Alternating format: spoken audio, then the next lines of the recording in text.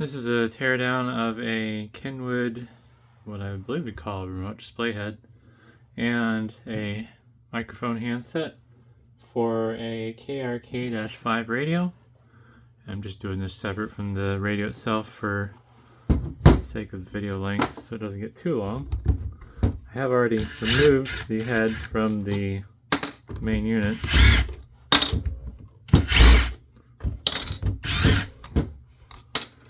And I'm gonna remove the cable.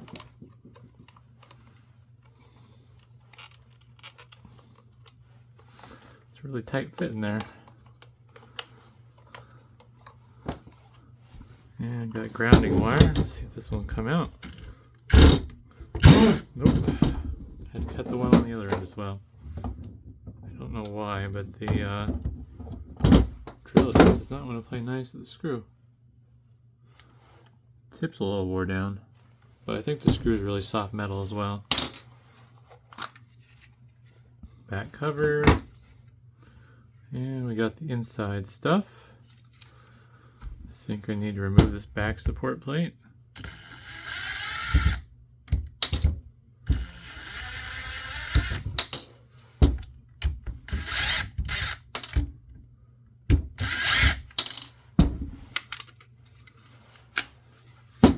Got some removable wiring harness stuff here for the communication cable to the radio head. And then I'm not sure what this connector would do, but yeah, just run-of-the-mill stuff you see, I guess, for these types of radios. Just snap fit in there. And we got the back of the control board. You can see the selector switch exposed here. It has a little breakout board coming off of it with a wire to the main control board, along with a speaker.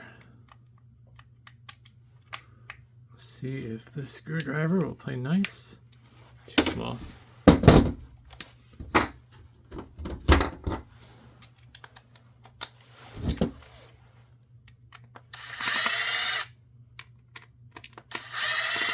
Also, I'm not sure if I'll be able to remove the board or not, because it might be held on by the knob up front, but we will see.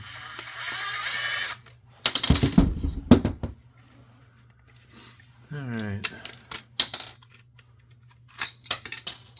Oh, that's an interesting looking speaker. I might actually save that. I don't think I've seen one with a something needs to focus. There we go. I don't think I've seen one with a neat little clear cone like that. That's kind of cool. I'll throw it in the save pile for things I'll never use. So I've got a gasket here, and then there's a board-to-board interconnect under there. Alright, knob came off just fine. Same with that one. I'll never need it, but I should save it for the fun of it. Throw that in the same pile. Where did the forceps go?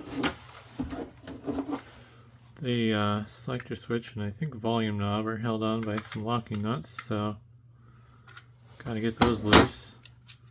See if I can just get it loose by finger. Selector switch not such a big deal, but pretty cool to see what the manufacturer is.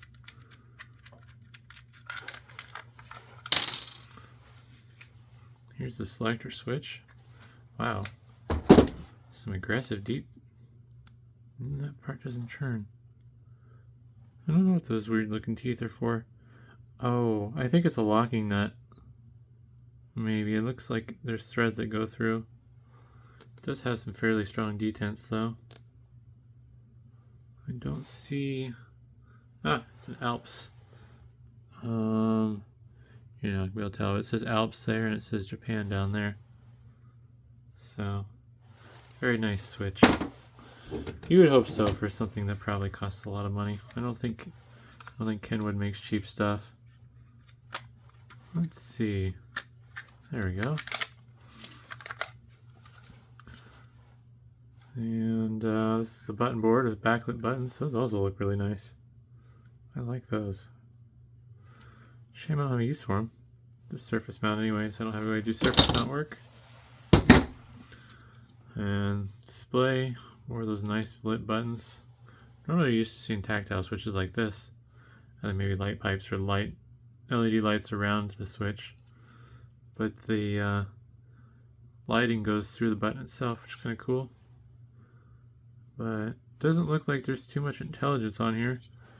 The traces would imply that there's probably a chip on blob under the display. There's a lot of gold plating on this too, it looks like. Let's see if we can get the display off. Shouldn't be too hard.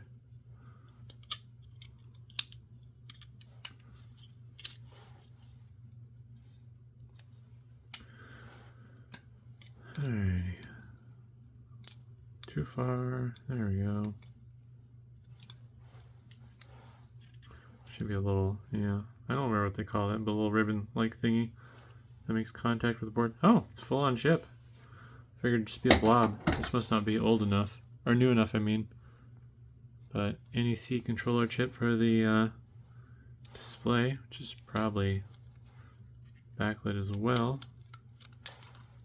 Oh, alright. Oh, it's side lit. These little things along the sides are LEDs. Really fancy looking LEDs. It's just kind of a diffuser with a neat little curve to it. I wonder if that has to do with preventing like interference with the lighting or making it even. It's kind of interesting. Just a regular old liquid crystal display here. And I've upset it. Rip this off. Kind of squeeze it.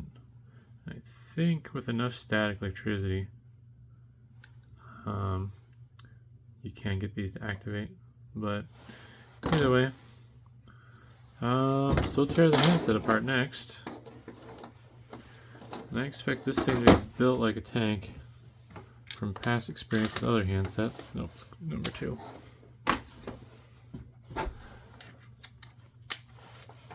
That Macom handset I tore apart was fairly stout.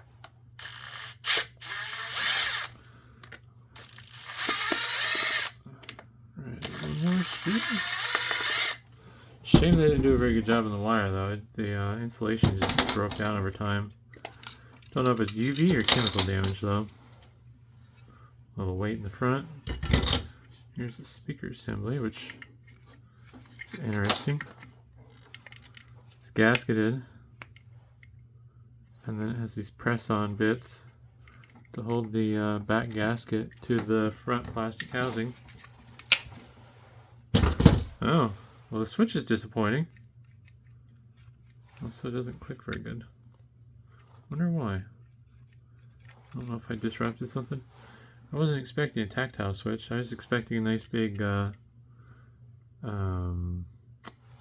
a blank, leaf switch, I think. I mean, it's kind of a leaf switch, it just doesn't have the nice housing. Microphone points out the back, which is interesting. I wonder if that's so you don't pick up the noise coming out the speaker through the microphone. Also, this is kind of nice. The cable is booted, and it's using an RJ45 style connector.